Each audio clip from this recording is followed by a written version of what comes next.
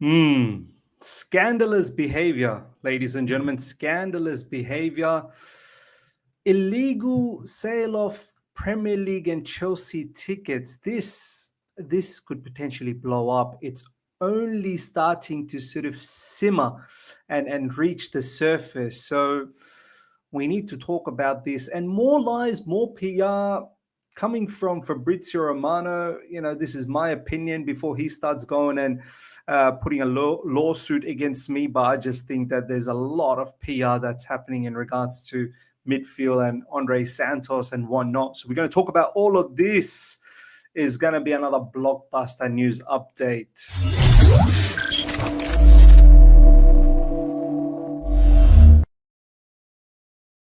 All right, ladies and gentlemen, welcome back to the other side of the coin. This is your second upload of the day. 2 uploads every single day. That's what we're going to try and do here on a regular. We've been like that for the past couple of months, and we're going to continue trying doing that morning show, generally a live stream, but obviously earlier today wasn't a live. We had another news update. Sometimes we're going to have a live, sometimes we're not going to have a live. But this is your evening update on all the latest on Chelsea news. We're going to start things off from here. As you guys remember yesterday, we touched base on this, and I said that Minerals and Eunice, both on their channels, respective channels, have talked about this incident, which is in regards to Todd Boehly being, I suppose, a co-owner, definitely a director of a company called Vivid Seats, where they sell illegal Premier League and Chelsea tickets for exorbitant amount of money. So basically, and I need to do full research on this, but based on what I've read so far, and I'm going to read it out to you guys as well, is that the people that have the match going fans that have the membership tickets, if they're not going, they're able to then release those out, and people like Vivid Seats can then purchase those tickets and then resell them in exorbitant amount of money, thousands I'm talking about. So I think that is the gist of it. We're going to go and look into it furthermore, but this is now slowly gathering momentum. This is potentially could become a huge scandal in the Premier League, once again involving Chelsea Football Club. And it just shows these owners that we have, they money hungry, where they see an opportunity. They're very big on opportunities.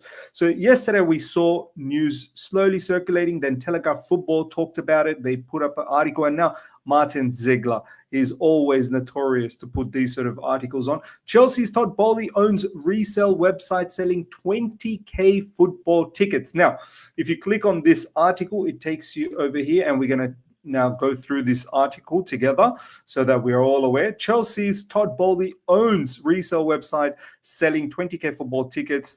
Club's co-owner is director of Vivid Seats, which allows Premier League match ticket holders to resell for huge profit. So that's the thing. So if you're a Premier League match ticket holder, you can resell for huge profits, despite Chelsea condemning the practice. So it just sounds weird. We condemn the practice, yet we are spearheading the practice with one of our co-owners, as you can see here, being a co-owner and the director of Vivid Seats. Chelsea's co-owner Todd Boehly is a director of a website that facilitates the resale of Premier League match tickets for tens of thousands of pounds. Boehly is co-owner of Vivid Seats, an American site that allows users outside the UK to buy and sell tickets, in many cases at huge markups, to concerts and sporting events. The company charges commission of 10% and an additional service fee. British fans cannot use Vivid Seats or other sites like it because it is illegal to resell tickets in this way in the UK. We all know that.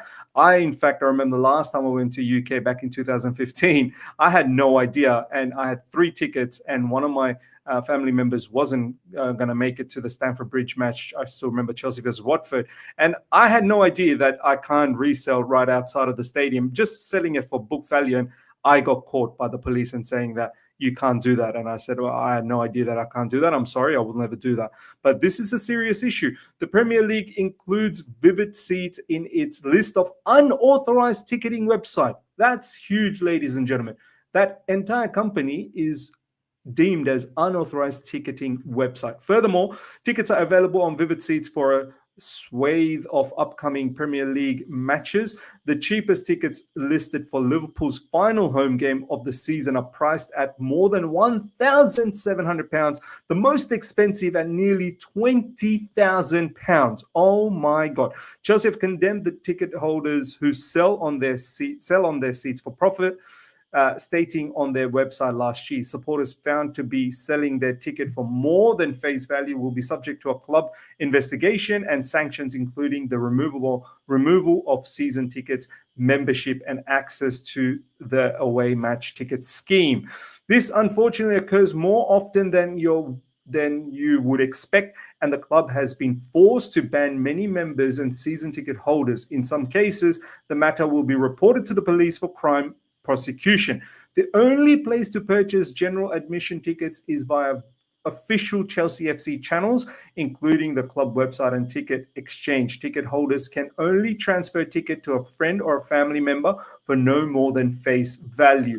And as you can see, go on and read this entire thing. Boehly, whose wealth has been reported at 8 billion, has been Chelsea's co-owner since 2022 when he fronted the consortium that brought the club for 4.25 billion. So, ladies and gentlemen, take your time to go through that. This is why a large part of the fan base who are match-going fans, they have, I don't know the exact ins and outs of it, but not all of them have, tickets available straight away. You could be a member, but you still need to go into the website, be in a waiting room and get those tickets. And some of them are unable to get the tickets. These are match-going fans that are they live there, and they're wanting to go to some of these matches and they're unable to go. I don't think you necessarily have to be a member, but if you're, a local in and around that area, you want to go and watch Chelsea, you go to the website to purchase tickets, you're unable to at times, or the waiting line is too long because some of these tickets are getting sold elsewhere abroad for exorbitant amount of money. So, ladies and gentlemen, let me know your thoughts. This is criminal activity. It really is. Do you know what I mean? Like, I get it. You have a 40,000, capacity. How can you increase the revenue? Well, this is one big way to increase the revenue. Before you know it, Chelsea are forking out all of this revenue and thinking, where's this money coming from? Well, some of it is probably coming through like this, which is absolutely illegal. Let me know your thoughts. Next up, ladies and gentlemen, PR. For me, it feels like, look, until I actually see it, I don't want to hear anything about it. Until all of this stuff is actually coming to fruition, I'm not going to believe it. So, what's the news? Chelsea have already started planning next season with Andrey Santos as one of the key players for Enzo Maresca. Very happy with his development. This is coming from Fabrizio Romano. Look, ladies and gentlemen, the only way I'm going to believe this, that Andrey Santos is going to be an important player for Chelsea Football Club, is I need to see the proper planning. Right now, if anything, seriously, I don't see the plan. We've brought in a young midfielder, 19-year-old midfielder. That's going to go to, the word is going to go to Strasbourg, and Andrey Santos come back. We already have Enzo Fernandez, Caicedo, and Romeo Lavia. We are touted to buy another midfielder, which I'm going to show you very soon. We've got Ugochukwu and we've got KDH. Now, KDH most likely gone, right? Ugochukwu, what's the future of him? He's probably most likely gone. Andrey Santos, ladies and gentlemen, he's having a sensational season. He's not coming to Chelsea to be benched. Now, a lot of you guys might say that, no, he needs to earn his spot. Well, this is where he'll say, I've earned my spot. And if I can't get my spot here, I've got suitors who are willing to purchase me. And Chelsea will entertain that. Chelsea are now coming out, PR from Fabrizio Romano, saying that he's definitely going to be part of the plan. Look, unless and until we make it into the Champions League, I can't see how Andrey Santos, if all of those members, Enzo Fernandez, Caicedo, Romeo Lavia, if all of them are there, I can't see how Andrey Santos gets regular starts. This is what Andrey Santos will be looking for. Some of you guys might be thinking, what's the rush? No, there's rush. He's got his own plans, his own, ambition for the future. He's got no affiliation, no connection with Chelsea. And I don't blame him, because Chelsea Football Club doesn't operate the same way as we used to once upon a time. We're not that elite club anymore. And if anything, Andrey Santos looking in and seeing all the stupidity that is happening in our football club with all of these young players, they come in, they get sold, they come in, they get sold. He would be concerned that he doesn't want to ruin his Chelsea, his career. Forget about Chelsea career. He doesn't want to ruin the momentum he's going through. So he will do what is best for him. I still think, look, as I said, I want to be proven wrong. I still think Andrey Santos will be sold.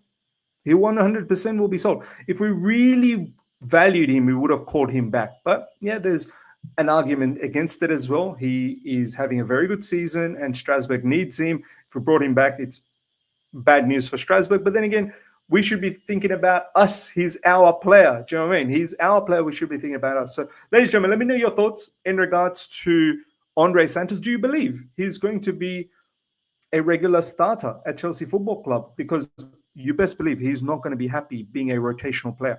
There was no temptation to recall Andrey Santos in January because Chelsea feel a full season with Strasbourg playing every week is best for his development. However, the plan is for him to be a key part of Chelsea's midfield next season. Key part, which needs which makes me think that he needs to start. Bayern Munich are tracking Andrey Santos and his progress, but Chelsea will not be open to offers this summer. Once again, all of these things, are you trying to make us happy or something? You're trying to make us happy. We're not going to fall for it anymore. We need to see a plan. We need to see a proper plan how you're going to make sure Andrey Santos or any of these up-and-coming superstars are actually going to get minutes at Chelsea Football Club. Are you going to be a serious football club? Are we actually going to be in the Champions League or are we going to be competing in the Europa League? Do you know what I mean? Is our manager actually is going to have a plan for everyone to get some minutes? I know some of you guys might say Romeo Lavia is going to be injured potentially for a long time, or maybe sell even Romeo Lavia, whatever the case is. Then only I can understand that, okay, maybe someone like Andrey Santos might get an opportunity. But until and unless I see all of that, I don't believe in any of this. And even more so, I don't believe any of this. As I said, there's another youngster that we're looking to buy in midfield. Chelsea believe they're focused on bringing down base salaries. Check this out. Oh, you're going to laugh at this news. Chelsea believe their focus on bringing down base salaries and recruiting youth is creating an environment where even signings who do not work out at Stamford Bridge can realistically attract buyers elsewhere in the Premier League, Europe or Saudi Arabia. I mean, wow, what a news. Brilliant. Bringing down the base salaries, recruiting youth. We still have the power to sell some of these. Is this what it's all about? Where's the information about trying to win trophies? Where's that? Surely this cannot be your only objective. Surely it should be far greater than that. It shouldn't be just about, we've reduced our wage salary, we're base salaries, which is great, no problems. I still think there are certain players you do need to pay overs to bring them in. You can't just have all of these youth players and on low wages and make your finances look great, but your results are suffering. And then on the flip side, you're saying, look, yeah, okay, the results are suffering, but we're still able to sell some of those players for good money. It's not just about money. We need to do something substantial, or else we're going to just dwindle away as a football club. We're just going to become any other regular clubs out there that just do things for the sake of finances and not really win anything. This is how it used to be back in, pre-Roman days. Even though back then it wasn't like as if we were making a lot of money, but pre-Roman days, we didn't win much. Roman era showed us what we can do, how we can be so fantastic as a football club, elite. And now it seems like we're coming back into that zone again where we don't win anything, but now we're very good with business. Great business. And it's just not who we are, man. It's just not who we are. Now, check this out, ladies and gentlemen. Chelsea are in contact with Sporting Lisbon over Dario Usugo. This is the latest sensation. 19-year-old kid, another kid. Look at those legs, man. They're unbelievably strong. Immense. Apparently, he's Caicedo regen. Like as if we need a regen for Caicedo. Caicedo himself is only like 22, 23 max. I think that's his age. And this guy is 19. Look, he may seem like a very, very talented youngster, but ladies and gentlemen, more youngsters, is that what we need? So these are some of his stats. As you can see, 19-year-old, 178 centimeters, another short midfielder, just like the one that we got, Matisse Amogo. Preferred foot is right. I've not seen much of him, but Seems like he's an up and coming talent. Some of the ratings are not the greatest; they're just below sevens. But yeah, this is the latest player that we're linked with, and in fact, looks like we're going to go out there and buy him. So it throws another spanner in the mix. All of these midfielders, you tell me how we're fitting in Andrey Santos. You just tell me how it's happening. And you think Andrey Santos is not watching all of these things? He 100% is watching. He wants to go to a club, a serious club, that's going to give him the belief that, yes, you're an important player and you're going to start for us. If he doesn't get that, he's not going to jeopardize his career just because it's Chelsea Football Club. Next up, ladies and gentlemen, and some may say, oh, but Chelsea are the ones that gave him the opportunity to blow up. Well, no, he blew up with his own natural talent. If it wasn't Chelsea, it would have been someone else that would have bought Andrey Santos and he would have gone and done the same thing. If you're good enough, then you're going to make it. So, but just because you're good enough and you come to Chelsea and you don't get used, that doesn't mean that you can just smash your way through. Because how do you drop players like Caicedo and Enzo Fernandez who are worth £100 million? Do you know what I mean? So you have to open up the door in order for someone to come in, or else talent itself or working hard itself doesn't cut it all the time. It doesn't cut it. There are some level of politics involved always. George Petrovic, ladies and gentlemen, is still likely to leave Chelsea this summer despite his strong form. That's because highly rated Mike Penders, who stands at 6'7", will arrive from Genk, and there remains faith in Robert Sanchez and Philip Jurgensen. Well, there remains faith in Robert Sanchez. Robert Sanchez needs to be sold, and he doesn't need to start at all for Chelsea Football Club ever again. He needs to be sold. I would stick with Philip Jurgensen for the rest of the season on every single occasion, whether it's FA Cup. This FA Cup is serious. We cannot be fooling around in the FA Cup. And in the Conference League, now we're into this, the latter parts of the competition there, and we need to go out there and win it. So Robert Sanchez, I don't want no mistakes anymore. You've done enough mistakes. He needs to be sold. Philip Jurgensen, let's see what he can give us. I don't have much, information to give in regards to Philip Jurgensen. We need to see him play a lot more in order for us to judge properly. But George Petrovic, he is killing it. He was doing very well under Pochettino last season as well. He took over from Robert Sanchez last season. So I'm not surprised he's doing well at Strasbourg. But what sort of baffles me is that this is a goalkeeper that is actually on the rise. We're not looking to bring him in because we think that his value is good. Let's sell him because we've got Mike Penders, a goalkeeper that we don't know much about either. Yes, he's doing well at Genk, but it's not the same thing at Chelsea Football Club. But we are looking to get rid of Petrovic, who's doing well because his value is high. Resale value greater than logic at the moment at Chelsea Football Club. Just remember that. Next up, ladies and gentlemen, the Premier League will monitor player goal celebrations and may consider imposing sanctions if they feel they are damaging the reputation of the game or could inflame opposition fans or players. I mean, some unbelievable woke nonsense this is. Welcome to 2025, ladies and gentlemen. Welcome to the modern era where we're now going to police celebrations because it might hurt other people's feelings. Come on, man. Come off it.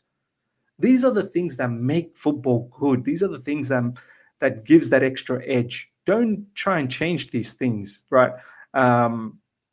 I know some people might say, oh, then why did you have problems with Arsenal? No, Arsenal players celebrating the way they did is a different thing. Celebrating on Man City players who are treble winners, 4 in a row Premier League winners, they've won it all, and you're acting like that to that team, no, that's a different case. But you see all of these celebrations, what Vardy is doing, showing Tottenham fans that he's a Premier League champion and Tottenham can never even imagine that. That kind of stuff I don't have any issues with. Like, you're going to take these things away because it causes a bit of a tension in the fans, in the crowd. I don't know, man. For me, this is a bit of a work nonsense that's happening at the moment, and we don't need to go down that path. There's so many bigger things to worry about. These Premier League, you should be worried about the level of the refereeing and VAR. You should be more concerned about the amount of mistakes you guys are making there, as opposed to trying to monitor celebrations, which is odd. So yeah, ladies and gentlemen, that is the latest so far in Chelsea and Premier League news as well. Let me see if there's any other latest. Oh, by the way, yeah, tomorrow we'll do a video. João Felix, ladies and gentlemen, has scored a goal on his debut. He never misses in his debut. João Felix never misses in his debut. So we'll talk about that. And Arsenal as well, getting knocked out from the Carabao Cup, Newcastle in the final. So we'll talk about all of that in a separate video tomorrow. Until next time, everyone, smash up the like button. If you're here for the first time, subscribe, hit the bell notification to stay in touch with all my content. Till next time, everyone, take care. See ya. Bye.